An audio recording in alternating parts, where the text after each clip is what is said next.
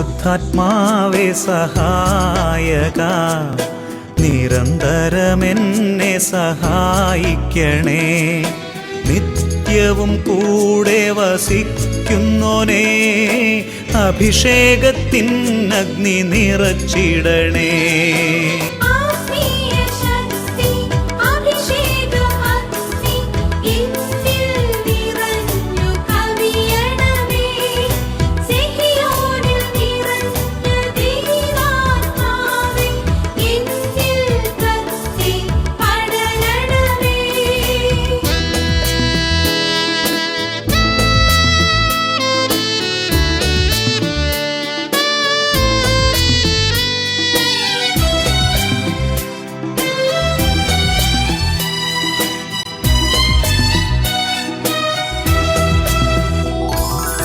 എന്നുള്ളിൽ നിറയുന്ന ദൈവിക ശക്തി ലൗകിക ശക്തിയെ തകർത്തിടുന്നു.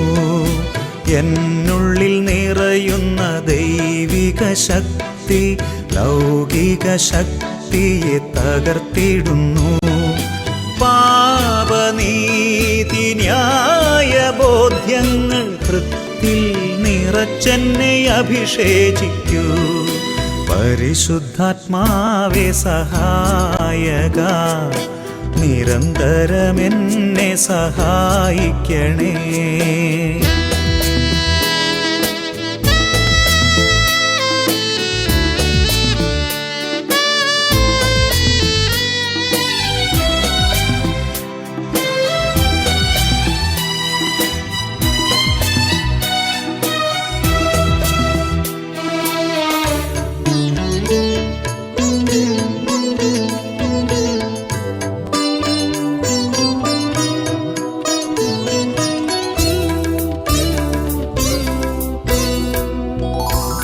വചനം പഠിക്കുവാൻ കൃപ ചൊരിയണമേ, അനുസ്മരിച്ചിടാനും വരമരുളൂ. ദൈവപുത്രന് സാക്ഷ്യമേകാൻ അഭിഷേക അഗ്നിയെ ജ്വലിപ്പിച്ചിടൂ.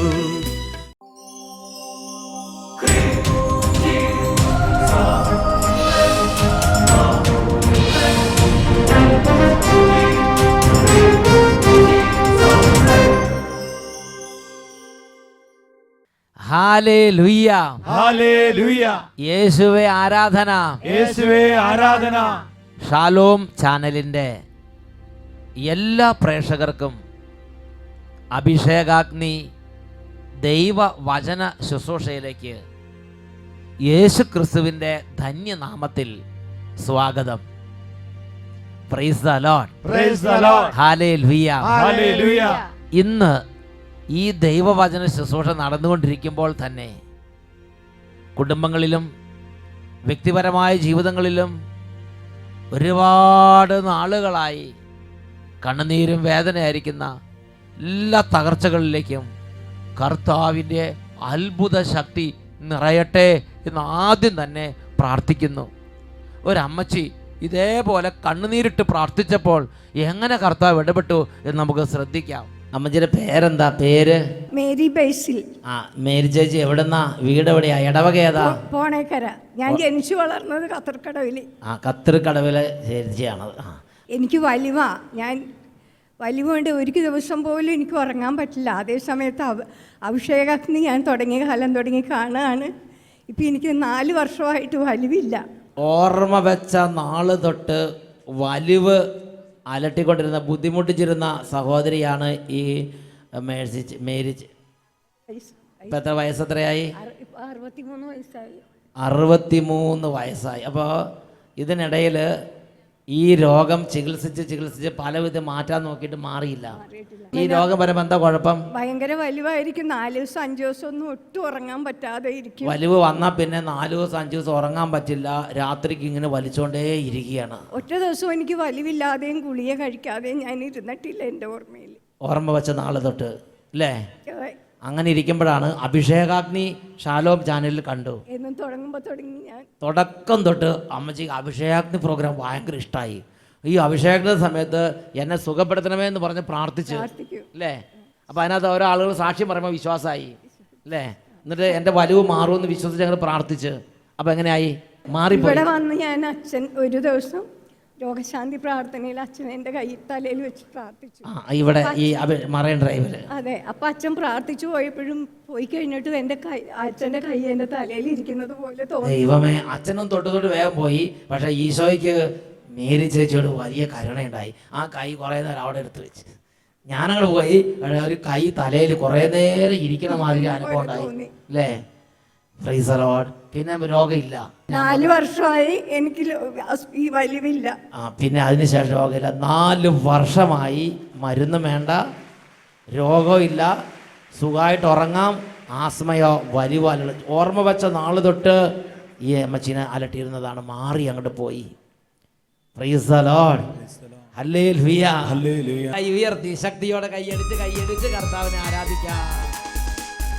ആരിലും ആരാധനീ രാജാതി രാജാവുന്നേ, ആരിലും ആരാധനീ രാജാതി രാജാവുന്നേ.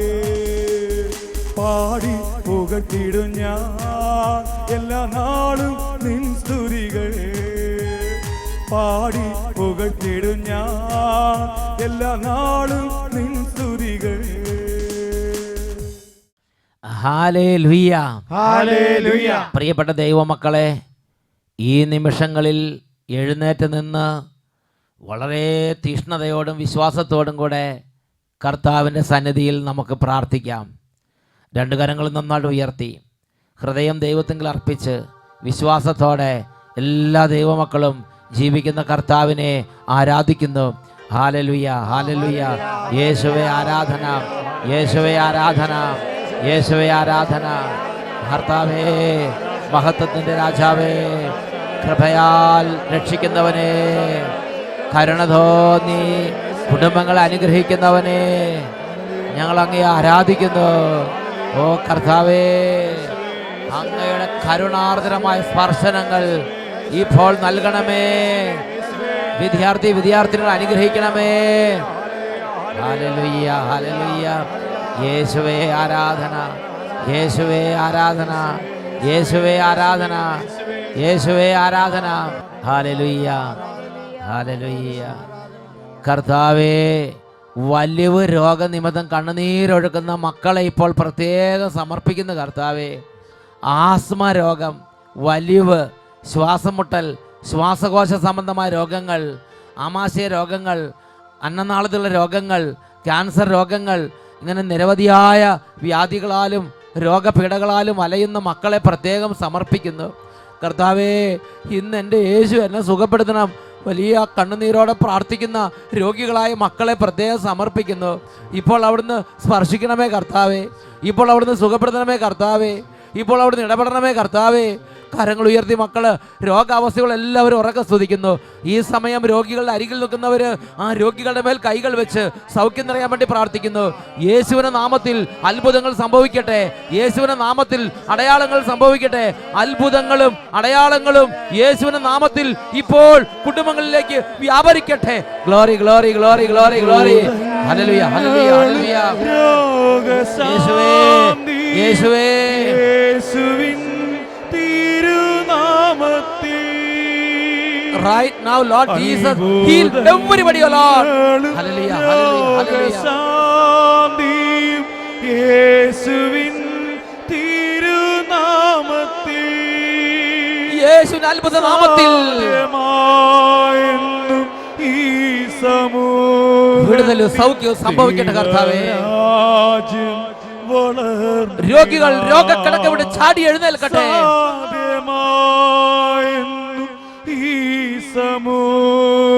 കർത്താവേ, 2 കരങ്ങൾ ഉയർത്തി ഒരുമിച്ച് സ്ലീഹന്മാരിൽ നിറഞ്ഞ പരിശുദ്ധാത്മാവേ, ഓ അരുവിയേ നിറയണമേ. കൈകൾ ഉയർത്തി ഒരുമിച്ച് സ്ത്രീഹന്മാരിൽ നിറഞ്ഞപ്പോ പരിശുദ്ധാത്മാവേ,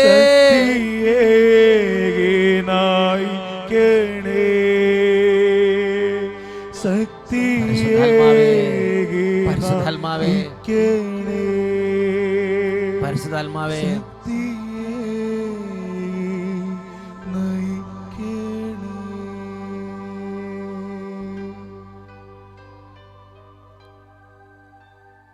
ജ്ഞാനത്തിന്റെ പുസ്തകം 9-ാം അധ്യായം 17-ാം തിരുലിഖിതം.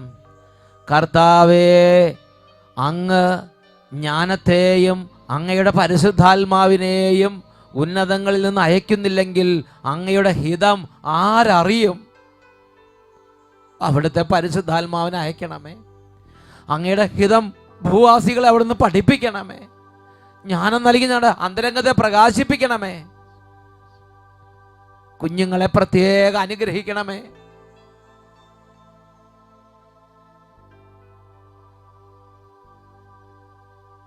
Hallelujah, hallelujah, price the Lord. സംസ്ഥാനങ്ങളിലേക്ക് നമുക്കിരിക്കാം. പ്രിയപ്പെട്ട സഹോദരി സഹോദരങ്ങളെ, ഇന്ന് നമ്മൾ ചിന്തിക്കുന്ന വിഷയം യേശു ക്രിസ്തുവിനെ എനിക്ക് ആവശ്യമുണ്ട്. ആരോഗ്യമുള്ളവർക്കല്ല, രോഗികൾക്കാണ് വൈദ്യനെ കൊണ്ട് ആവശ്യം. Praise the Lord, hallelujah, hallelujah. മർക്കോസിന്റെ സുവിശേഷം 2-ാം അധ്യായം 17-ാം വാക്യത്തിന്റെ ഫസ്റ്റ് പാർട്ട്, ആദ്യ ഭാഗം, മർക്കോസ് 2:17a. ആരോഗ്യമുള്ളവർക്കല്ല, രോഗികൾക്കാണ് വൈദ്യനെ കൊണ്ട് ആവശ്യം. Praise the lord, praise the lord. വൈദ്യനെ കൊണ്ട് ആവശ്യം ഉണ്ട്. രോഗമുണ്ടാകുമ്പോൾ, രോഗിയായിരിക്കുമ്പോൾ. ഇതുപോലെ തന്നെ യേശു പറയുകയാണ്, എന്നെ കൊണ്ട് ആവശ്യമുള്ള ആളുകളുണ്ട്. കുറെ ആളുകളുണ്ട് തർക്കിക്കാനും കുറ്റം കണ്ടുപിടിക്കാനും നടക്കുന്നവർ. എന്നാൽ വലിയൊരു ജനാവലി യേശുവിൻ്റെ വചനം കേൾക്കാനും ആ വചനത്തിൽ കൃപ സ്വീകരിച്ച് നിത്യരക്ഷ പ്രാപിക്കാനും അധ്വാനിച്ചു കൊണ്ടിരിക്കുന്ന രംഗങ്ങൾ വിശുദ്ധ ബൈബിളിൽ നമുക്ക് കാണാൻ സാധിക്കും. പ്രിയപ്പെട്ട സഹോദരങ്ങളെ, ആരോഗ്യമുള്ളവർക്കല്ല, രോഗികൾക്കാണ് വൈദ്യനെ കൊണ്ട് ആവശ്യം എന്ന വചനം എൻ്റെ മനസ്സിൽ ആദ്യം കേട്ട നാളുകളിൽ എത്ര ചിന്തിച്ചിട്ടും എനിക്ക് മനസ്സിലാകുന്നില്ല. അങ്ങനെ ഇരിക്കുമ്പോൾ അതിനെക്കുറിച്ച് കൂടുതൽ മനസ്സിലാക്കാൻ കർത്താവ് സഹായിച്ച ഒരു വചനമാണ് തിമോത്തിയോസിന് എഴുതിയ 1-ാം ലേഖനം 1-ാം അധ്യായം 15-ാം വാക്യം. യേശുക്രിസ്തു ലോകത്തിലേക്ക് വന്നത് പാപികളെ രക്ഷിക്കാനാണ് എന്ന പ്രസ്താവം വിശ്വസനീയവും തികച്ചും സ്വീകാര്യവുമാണ്. പാപികളിൽ ഒന്നാമനാണ് ഞാൻ. പൗലോസ് ശ്ലീഹ തൻ്റെ ജീവിതത്തിൽ യേശുവുമായുള്ള ബന്ധം വളർന്നു വരാൻ കാരണമായ ഒരു ഫാക്ടറിനെ കുറിച്ച് ദൈവജനത്തോട് സംസാരിക്കുകയാണ്. എൻ്റെ യേശുവുമായുള്ള എൻ്റെ ബന്ധം വളർന്നത് ഞാൻ എൻ്റെ പാപകരമായ അവസ്ഥയെ അറിഞ്ഞത് മുതലാണ് എന്ന് പൗലോസ് ശ്ലീഹ പഠിപ്പിക്കുകയാണ്. യേശുക്രിസ്തു ലോകത്തിലേക്ക് വന്നത് പാപികളെ രക്ഷിക്കാനാണ് എന്ന പ്രസ്താവം തികച്ചും വിശ്വസനീയവും സ്വീകാര്യവുമാണ്. പാപികളിൽ ഒന്നാമനാണ് ഞാൻ. Hallelujah, hallelujah, hallelujah, hallelujah. പ്രിയപ്പെട്ട സഹോദരങ്ങളെ, എനിക്ക് എന്ത് ചെയ്താൽ ഈ വചനഭാഗം മനസ്സിലാകാതിരിക്കുന്ന ഒരു കാലം ഉണ്ടായിരുന്നു. അത് കൂടുതൽ മനസ്സിലാക്കാൻ വേണ്ടി ദൈവം എനിക്ക് നൽകിയ ഒരു വചനഭാഗമുണ്ട്. അതാണ് വിശുദ്ധ ലൂക്കായുടെ സുവിശേഷത്തിൽ 22-ാം അധ്യായം, അതിൽ 31 മുതലുള്ള തിരുലിഖിതങ്ങൾ. ഒരു ദിവസം ഈശോയും ശിഷ്യന്മാരും ഒരുമിച്ചിരിക്കുകയാണ്. അങ്ങനെ ഇരിക്കുന്ന സമയത്ത് ഈശോ പത്രോസ് ശ്ലീഹയുടെ നേരെ നോക്കി ഒരു പ്രഖ്യാപനം അവിടെ നടത്തി. ശിമയോൻ, ശിമയോൻ, ഇതാ സാത്താൻ നിങ്ങളെ ഗോതമ്പ് പാറ്റുന്നത് പോലെ പാറ്റാൻ ഉദ്യമിച്ചു. നിന്റെ വിശ്വാസം ക്ഷയിക്കാതിരിക്കാൻ ഞാൻ നിനക്ക് വേണ്ടി പ്രാർത്ഥിച്ചു. നീ തിരിച്ചു വന്ന് നിന്റെ സഹോദരന്മാരെ ശക്തിപ്പെടുത്തണം. പ്രിയപ്പെട്ട സഹോദരങ്ങളെ, പത്രോസ് ശ്ലീഹ ഇത് കേട്ടു. ഉടനെ തന്നെ പത്രോസിന്റെ ഉള്ളിൽ തീഷ്ണതയാണ്. നല്ല ജ്വലനം, സന്തോഷം, യേശുവിനോട് അഭിമാനം. ഒരിക്കലും യേശുവിനെ പിരിഞ്ഞ ജീവിതം പത്രോസ്ലീഹ ചിന്തിക്കുന്നില്ല. അങ്ങനത്തെ ഒരു അവസ്ഥയാണ് പത്രോസ്ലീഹയുടെ ഉള്ളിരിക്കുക. ഉടനെ പത്രോസ്ലീഹ അതിന് മറുപടി പറയുന്നുണ്ട്. അതാണ് 33-ാമത്തെ തിരുലിഖിതം. ലൂക്കായുടെ സുവിശേഷം 22-ാം അധ്യായം 33-ാമത്തെ തിരുലിഖിതം. ശിമയോൻ പത്രോസ് പറഞ്ഞു, കർത്താവേ, നിന്റെ കൂടെ കാരാഗൃഹത്തിലേക്ക് പോകാനും മരിക്കാൻ തന്നെയും ഞാൻ തയ്യാറാണ്. മരിച്ചാലും ഞാൻ നിന്നെ വിട്ടുപിരിയില്ല. ഒരു ഉറപ്പാണ്. അത് പത്രോസ് പറയുകയും ചെയ്തു. യേശു പത്രോസിന്റെ കണ്ണുകളിലേക്ക് സൂക്ഷിച്ചു നോക്കി, കരുണാർദ്രമായൊരു നോട്ടം. എന്നിട്ട് പറഞ്ഞു, അതാണ് 34-ാമത്തെ വാക്യം. അവൻ പറഞ്ഞു, പത്രോസേ, ഞാൻ നിന്നോട് പറയുന്നു, നീ എന്നെ അറിയുകയില്ല എന്ന് 3 പ്രാവശ്യം നിഷേധിച്ച് പറയുന്നതിന് മുമ്പ് കോഴി കൂവുകയില്ല. പ്രിയപ്പെട്ട സഹോദരങ്ങളെ, അപ്പോഴും പത്രോസ്ലീഹയുടെ മനസ്സിലെ ഉറപ്പിന് കുറവൊന്നുമില്ല. അപ്പോഴും പത്രോസ്ലീഹ പറഞ്ഞു, നോ നോ നോ, അത് ഉറപ്പായിട്ട് ഞാൻ മരിക്കുന്നത്, ഞാൻ മരിച്ചാലും എൻ്റെ ഈശോയെ വിടില്ല എന്നുള്ള ആ ഒരു ഉറപ്പിൽ അങ്ങോട്ട് മുന്നോട്ട് നീങ്ങുകയാണ്. ആ രാത്രി യേശുവിനെ അറസ്റ്റ് ചെയ്തു. ആ രാത്രി അവിടെയുള്ള പടയാളികളെല്ലാം യേശുവിനെ നിന്ദിക്കുകയും വളരെ ക്രൂരമായി, വളരെ നിന്ദ്യമായി പെരുമാറുകയും ചെയ്തു. ശിഷ്യന്മാരെല്ലാം പല ഭാഗത്തേക്ക് ചിതറി ഓടിപ്പോയി. അങ്ങനെ യേശുവിനെ വിചാരണയ്ക്ക് വേണ്ടി കൊണ്ടുവരികയാണ്, ചോദ്യം ചെയ്യാൻ വേണ്ടി കൊണ്ടുവരികയാണ്. അങ്ങനെ കൊണ്ടുവരുമ്പോൾ ദൂരത്തുകൂടെ പത്രോസ്ലീഹ അനുഗമിക്കുകയാണ്. അങ്ങനെ ആ മുറ്റത്ത് തീ കൂട്ടി ആ തീക്ക് ചുറ്റും ഇരുന്ന് കാഞ്ഞുകൊണ്ടിരുന്ന ഒരു കൂട്ടത്തിൽ പത്രോസ്ലീഹ കായുന്ന സമയത്ത് തീ കാഞ്ഞുകൊണ്ടിരിക്കുമ്പോൾ ഇതാ ആദ്യം ഒരാൾ വന്നു, നീ ആ നസറായൻ്റെ കൂടെ ഉള്ളവനല്ലേ ചോദിക്കുന്നുണ്ട്. പത്രോസ് പറഞ്ഞു, നോ നോ നോ, ഞാൻ അറിയില്ല. ഇതാ കുറച്ച് കഴിഞ്ഞാൽ വേറൊരാൾ വന്ന് പറയാണ്, ഇവൻ ഡെഫിനറ്റായിട്ടും ആ നസറായൻ്റെ കൂടെ തന്നെ ഉള്ളവൻ തന്നെ, സംശയമില്ല. അപ്പോഴും പറഞ്ഞു, എനിക്ക് ആ നസറായനെ അറിയില്ല, ആ മനുഷ്യനല്ല ഞാൻ, നിങ്ങൾ ഉദ്ദേശിക്കുന്ന ആളല്ല ഞാൻ എന്ന് പറഞ്ഞ് നിഷേധിച്ച് ഇരിക്കുകയാണ്. പ്രിയപ്പെട്ട സഹോദരങ്ങളെ, വിശുദ്ധ ലൂക്കായുടെ സുവിശേഷം 22-ാം അധ്യായം 60-ാം വാക്യം എത്തുമ്പോൾ ഇതാ നമ്മളൊരു രംഗം കാണുകയാണ്. ഒരു മനുഷ്യൻ വന്ന് പറഞ്ഞു, ഇയാൾ തീർച്ചയായും ആ നസറായൻ്റെ കൂടെ ഉള്ളവൻ തന്നെ, ഇവനൊരു ഗലീലിക്കാരനാണ്. 60-ാമത്തെ വാക്യത്തിൽ പത്രോസിന് മറുപടി പറയുകയാണ്.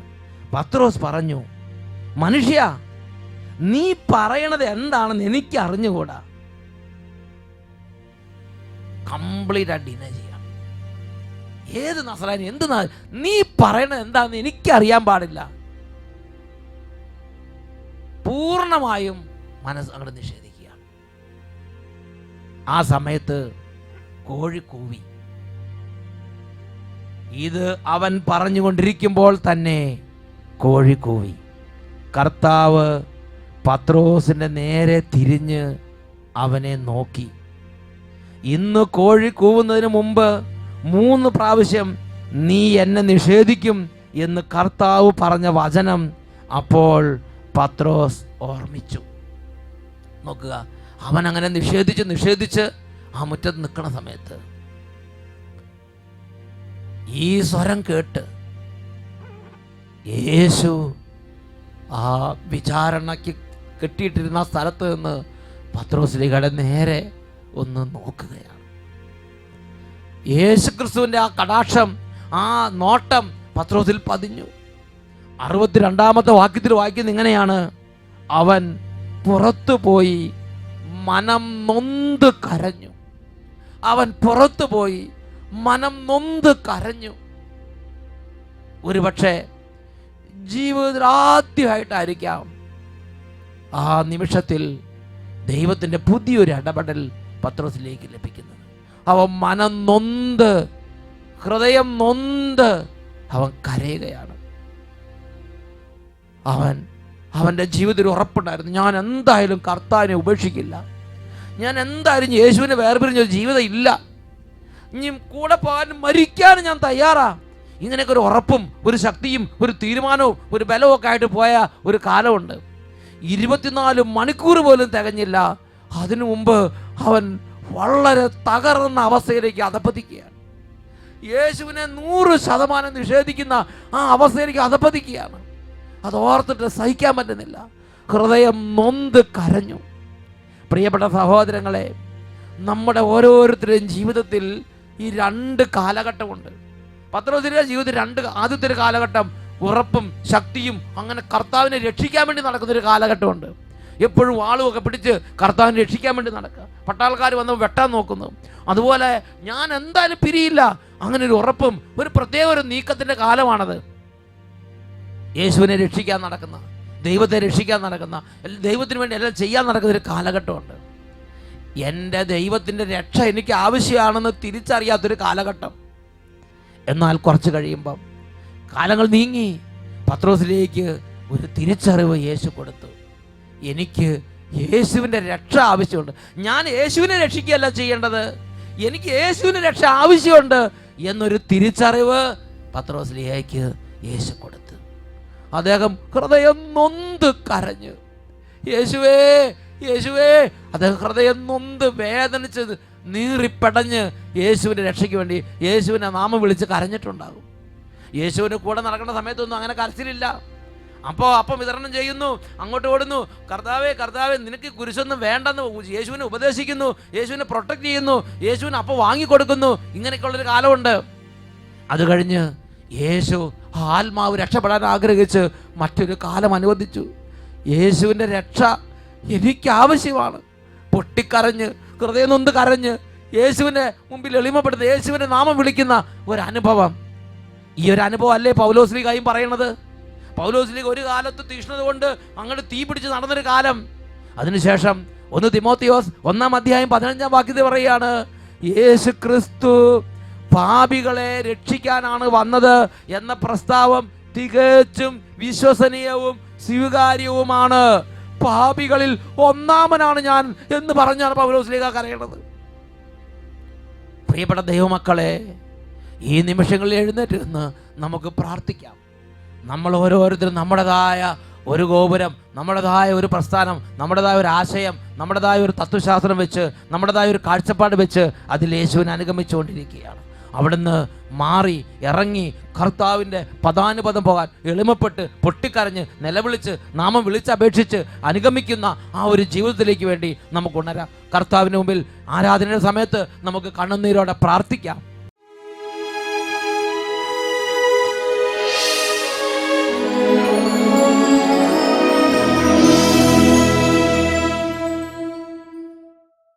ഈ നിമിഷങ്ങളിൽ നമ്മുടെ കർത്താവിൻ്റെ മുമ്പിൽ മുട്ടുകുത്തി വളരെ എളിമയോടും അഗാധമായ അനുതാപത്തോടും കൂടെ ആത്മാർത്ഥമായി നമുക്ക് പ്രാർത്ഥിക്കാം. തിരുവഴി വിട്ട് തരുഭൂവിലലയുന്ന പാവം വെടിഞ്ഞിടുവിൻ. തിരുവഴി വിട്ട് മരുഭൂവിലലയുന്ന പാവം വെടിഞ്ഞിടുവിൻ. സ്വയമേ ചമയ്ക്കുന്ന ഗേഹം വെടിഞ്ഞ തിരുഗൃഹവാണിടുവിൻ. തിരുജീവൻ നേടിടുവിൻ. അനുതാപിയെ ചേർത്തണയ്ക്കാൻ അനുഗമിക്കാൻ ഒരുക്കിടുവാൻ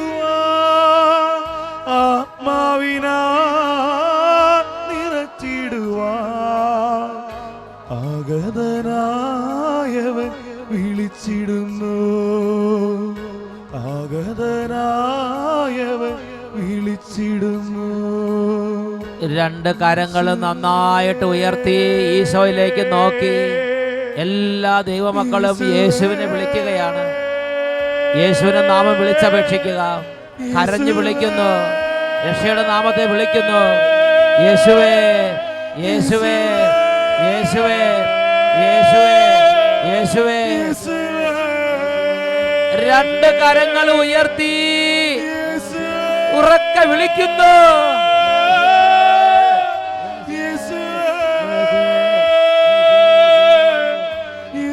യേശുവേ